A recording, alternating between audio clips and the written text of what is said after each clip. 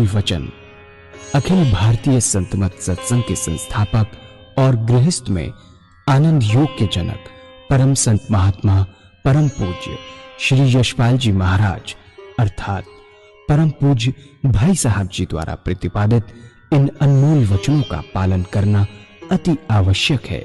ये वचन हमारी गृहस्थ आध्यात्मिक साधना के लिए मूलभूत सिद्धांत हैं, जो इस प्रकार हैं। हम दुनिया की हर चीज की कीमत आंकते हैं, अपने मानव जीवन की कीमत भी जाने व परमात्मा की प्राप्ति हेतु साधना करें।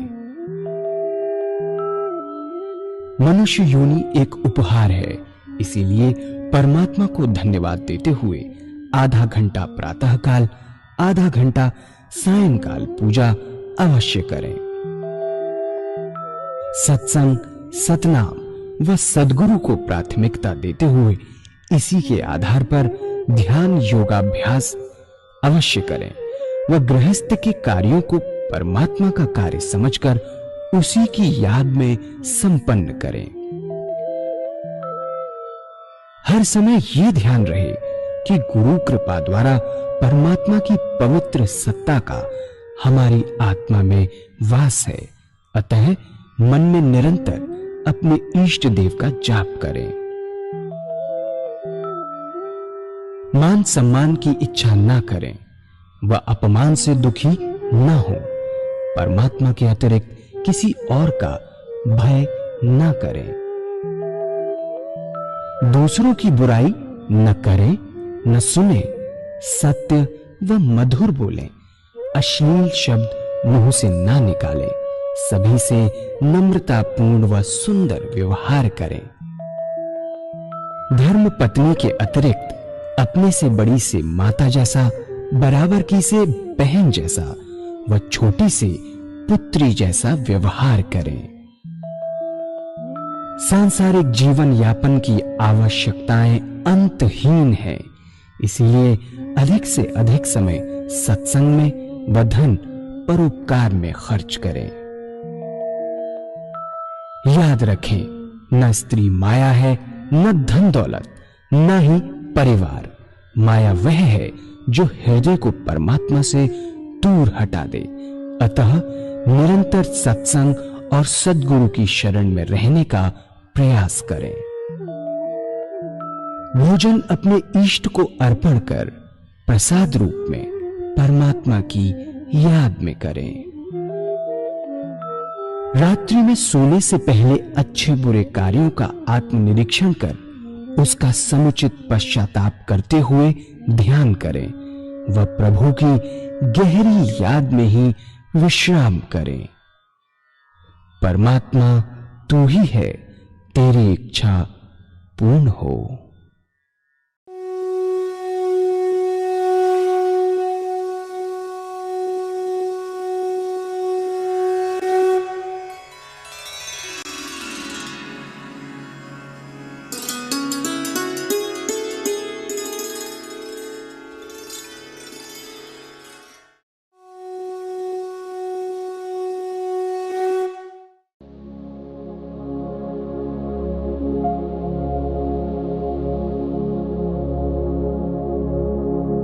जय सद्गुरुदेव जय पद शरणम श्रेयस्वरूप चरणों शरणम जय सद्गुरुदेव।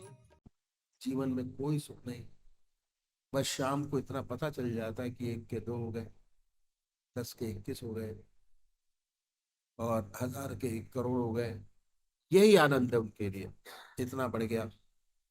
अगर हम ये सोचें कि हमारे देश में जिनकी नॉर्मल आमदनी है वैसा प्रकार संपन्न है और अधिक पैसे की क्या आवश्यकता। मेरे ख्याल से ऐसे व्यापारी जिनकी तृष्णा का अंत नहीं, कर्जदार पैदा होंगे। पहले जन्म में इन्होंने कर्ज लिया था, इनके जो बच्चे हैं असली से वो उठा रहे। किसी के पास 1 कार, किसी के पास 2 कार, कोई अशोका होटल, कोई ताज होटल, ऐश वो करते हैं। उस पैसे का उनके बच्चे उठा रहे। उस बेचारे को तो चिंता है इनकम टैक्स की, सेल टैक्स की। तो एक कर्जदार थे, अब कर्ज चुका रहे हैं, अपनी संतान जो बनकर आए हैं। लेकिन ऐसे के लिए भी इन संतों ने बड़ा सुंदर रास्ता अपनाया कि कोई भी काम अगर रिपीटेडली करते हैं, बार बार, तो काम बन जाए। अगर आपका शॉपिंग सेंटर है और बही खाता लिखते हैं, जैसे बही सामने आए तो लिखिए, कहिए ओम, लिख के डालिए तो कहिए ओम। अगर कैश गिरने का काम है तो कैश हाथ में लीजिए, कहिए ओम, गिन के डालिए तो कहिए ओम। अगर 1000 बार आपने ये काम किया तो 2000 बार परमात्मा का नाम। और जो 2000 बार परमात्मा का नाम लेगा दिन भर के अंदर, उसको हमेशा अपने परमात्मा की याद बनी रहेगी। तो ये है, ऐसे बहुत से काम हैं जो बार बार करने पड़ते हैं और तब भी काम बन सकता है। बाकी क्या है, बाकी जो बिजनेसमैन है, वो ऐसा तो है नहीं कि हर बार ग्राहक रहता है, कभी होता है कभी नहीं होता। दुकान पर जाइए, सामान ठीक कीजिए, सफाई कीजिए, अगरबत्ती जलाएं, ईश्वर की याद करें, जाइए, आंख खोलकर ईश्वर की याद करें। जब ग्राहक आ जाए पूरी सेवा करें उसकी, और जब चला जाए तो ईश्वर की याद में लग जाइए। बेकार गप्पों में अपनी जिंदगी का लाभप्रद समय खराब न कीजिए, या काम कीजिए, या ईश्वर की याद।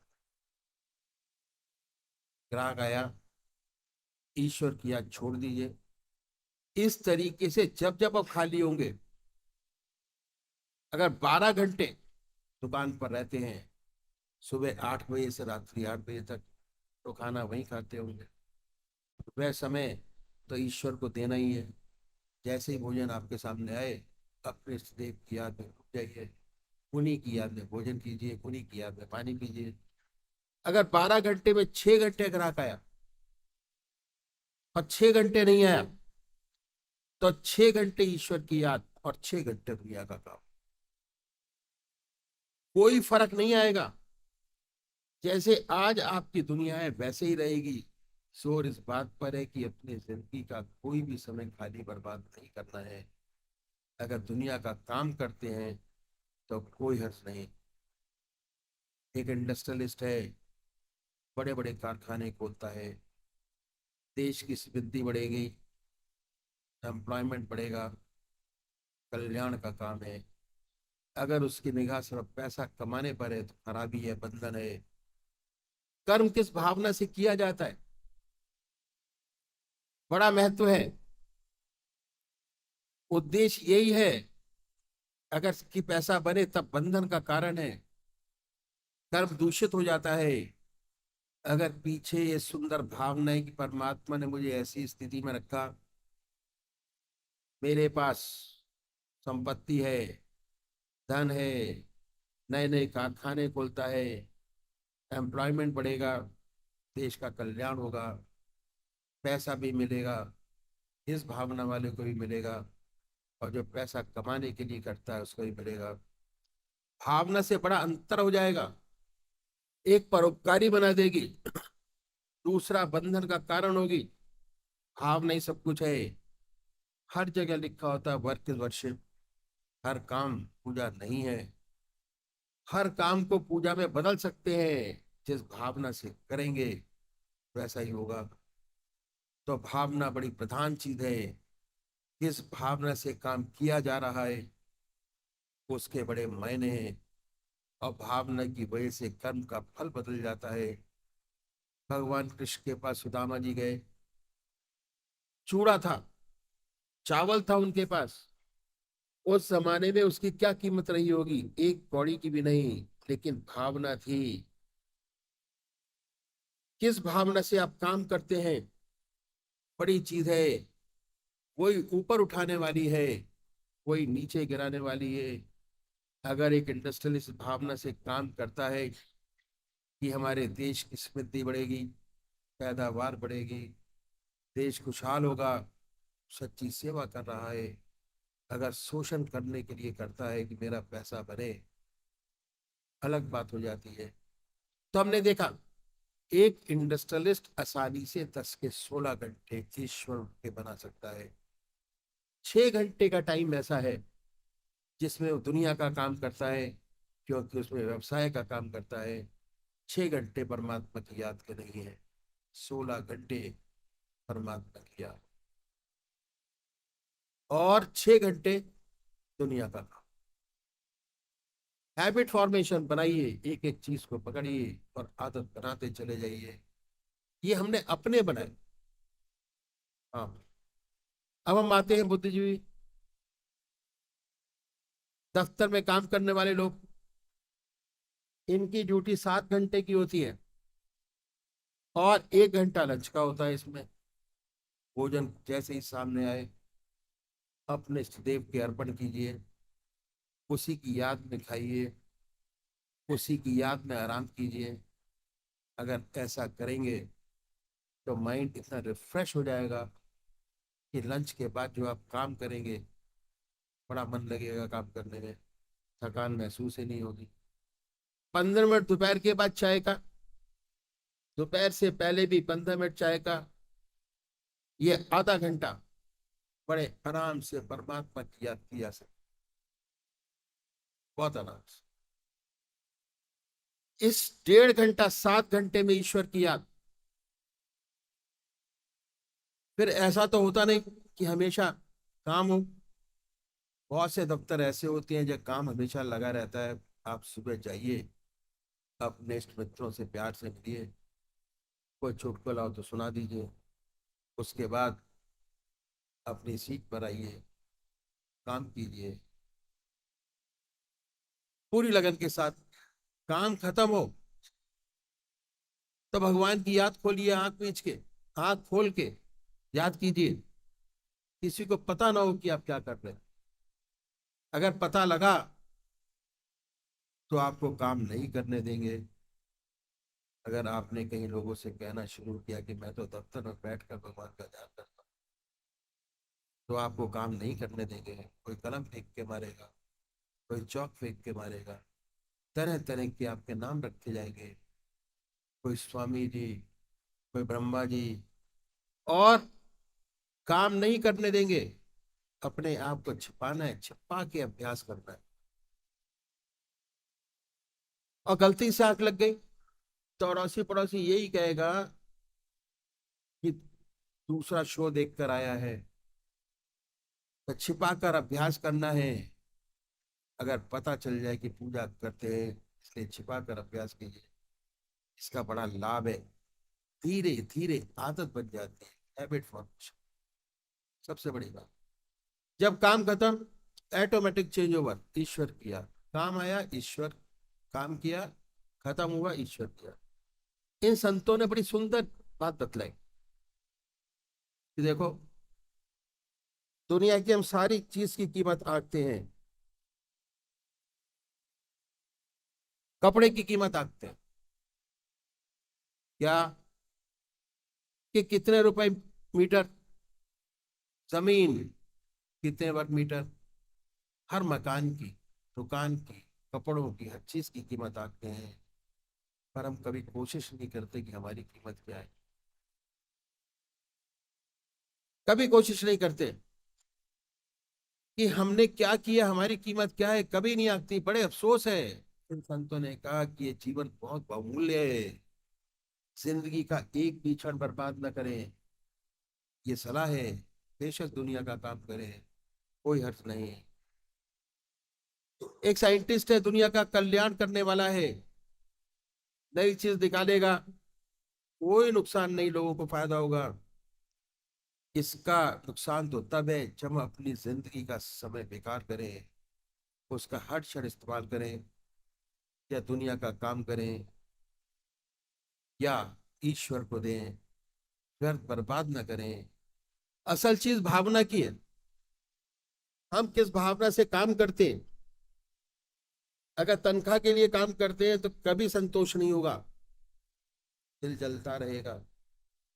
हम ख्याल करते रहेंगे कि हमारा बॉस है, सिर्फ मैट्रिक पास है, 1000 रुपये तनख्वाह ले रहा है, हम ग्रेजुएशन में हैं, हमको 500 रुपये मिल रहे हैं, जलता रहेगा, उठता रहेगा, जब तक रहेगा इस पर शांति नहीं है। अपने आप को इससे ऊपर उठाइए, ये समझिए कि भगवान ने मुझे काम सौंपा है, परमात्मा का है, किसी विशेष व्यक्ति का नहीं। मैं उसका काम करता हूँ। मेरा जो बॉस है, चाहे मैट्रिक हो या इंटर, परमात्मा ने उसे बैठाया है, उसकी इज्जत करना मेरा फर्ज है, भगवान ने बनाया है, ये मेरा कर्तव्य है। यदि इस भावना से काम करते हैं तो कहीं के कहीं पहुंच जाएंगे, कभी असंतोष नहीं होगा। बात जरूर है कि सत्य को प्रकट होने में समय लगता है, और अंत में वही जीतते हैं जो इस भावना से काम करते हैं। दूसरी बात क्या है कि उनको अपने दिल के अंदर संतोष है, शांति है, सच्चा सुख है, साथ साथ ईश्वर में जीवन है। अगर परमात्मा की याद बनी है तो सोने में सुहागा है, और धीरे धीरे जीवन मुक्त अवस्था की ओर दौड़ रहा है। एक दिन सच्चा आदर्श जिंदगी का उसको प्राप्त होगा। तो भावना बड़ी प्रधान चीज है, किस भावना से आप काम करते हैं, इससे बहुत फर्क पड़ता है।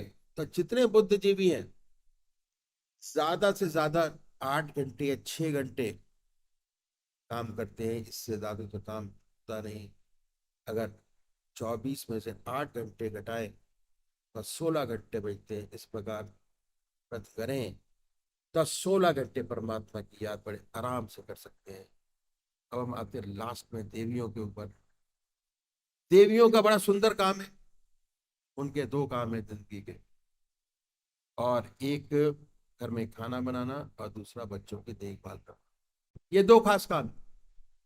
पहले जमाने में हमारी जो माताएं थी, ईश्वर की याद में भोजन बनाती थी, और उन्होंने कुछ नियम निश्चित किए हुए थे कि अगर ये करेंगे तो ऐसा होगा, तो ये करेंगे तो ऐसा होगा। नमक डालती तो कहती सीताराम की रसोई, सीताराम यज्ञ होई। ये जो बना रहे हैं, यज्ञ के लिए बना रहे हैं, भगवान को नैवेद्य चढ़ाएंगे, लोग भगवान का प्रसाद पाएंगे। ऐसी सुंदर धारणा से भोजन बनाती थी कि भगवान के लिए बना रहे हैं, परमात्मा की गहरी याद में। अब भोजन का मन पर बड़ा भारी असर होता है। भोजन किन विचारों का बना हुआ है, किस भावना से खिलाया जा रहा है, इसका बहुत भारी असर है। क्रोध में भोजन कभी नहीं बनाना चाहिए। अगर क्रोध आ रहा है तो भोजन बनाना बंद कर दें। शांत स्वभाव से भोजन बनाइए। यदि गुस्से में बनाएंगे तो जो उस भोजन को पाएगा उसमें क्रोध पैदा होगा, कलह पैदा होगी। प्रेम और शांति के साथ भोजन बनाया जाए। हर काम भोजन बनाने का ईश्वर की याद में बनाइए। भोजन तैयार हो जाए, भगवान को भोग लगाइए, उसके बाद उन्हीं की याद में खिलाइए। ऐसे भोजन को जो पाएगा उसके हृदय में राम नाम अपने आप जागृत हो जाएगा। भोजन बनाने का कोई भी काम ऐसा नहीं है जो ईश्वर की याद में ना किया जा सकता हो। सब काम भगवान की याद में किया जा सकता है। दूसरा विशेष काम बच्चों को रखना। जो बच्चों को कभी मारना नहीं चाहिए। जो बच्चों को मारते हैं, सजा देते हैं, बहुत गलत काम करते हैं, नहीं करना चाहिए। दूसरा बड़ा काम बच्चों को रखना बड़ी जिम्मेदारी का है। अगर इसे ध्यान पूर्वक किया जाता तो ठीक रहते हैं, अगर नहीं किया जाए तो मुश्किल हो जाती है। सबसे बड़ी बात यह कि छोटे बच्चे की माँ उसको समझे ये बाल स्वरूप भगवान है। बाल भगवान समझकर बस बनाए, बाल भगवान समझकर उसको नहलाए, बाल भगवान समझकर उसको खाना खिलाए, बाल भगवान समझकर उसको लोरिया देख के सुनाए। ऐसी देवी का हृदय एक तो परमात्मा में लगा रहेगा, दूसरे ऐसे प्यार से, ऐसे सद्भावना से जो बच्चा फलेगा, आध्यात्मिक धुरंधर होगा। जितने बड़े व्यक्ति हुए, इतिहास में कहते हैं कि उनकी माता का उनको बनाने में बड़ा हाथ रहा। ये बात सच है। जो संस्कार माँ बचपन में डाल देती है वो अमिट रहते, हमेशा बने रहते। तो ऐसा सुंदर असर अगर बच्चों को रखेंगे, बड़ा कल्याण होगा। उनके दो विशेष काम है, अगर ये दो काम कर लें तो सारा जीवन ईश्वर में हो जाए, घर में सच्चा सुख पैदा हो जाए। हम हिंदुओं में पतिव्रत धर्म सबसे ऊंचा धर्म है और उसी से हिंदू जाति कायम है। उनका सच्चा मंदिर तो घर है। चाहे ऐसे सुंदर विचार देवियों में है, वह घर स्वर्ग बन जाता है। सच्चा सुख उन घरों में होता है। सच्ची खुशहाली और पैसा दोनों अलग चीज हैं। ये जरूरी नहीं कि पैसा बहुत ज्यादा हो तभी आप सुखी हो। परमात्मा इतना दे कि सब खर्चे ठीक ठाक चलते रहे, घर में सद्बुद्धि हर एक की है।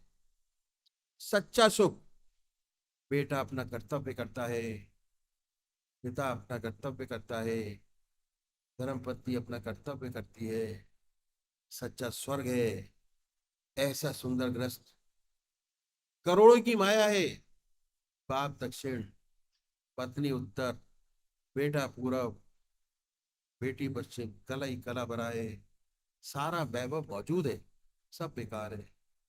एक गुस्से में इधर पड़ा है, दूसरे गुस्से में उधर पड़ा है, तीसरा कमरे में पड़ा है। जीवन नरक है, बहुत दुखी है। सुख और पैसा, सच्चा सुख, सच्चा आनंद, सच्ची खुशी अलग चीज है। सबसे बढ़िया है सच्चा सुख। गृहस्थ में सच्चा सुख मिले तभी हो सकता है जब हमारा ईश्वरीय जीवन हो और हमें प्रभु की याद बनी रहे, तब सच्चा सुख हमें प्राप्त हो। तो हमने देखा, हम अभ्यास करें, बड़ी आसानी से 16 घंटे अपने बना सकते हैं।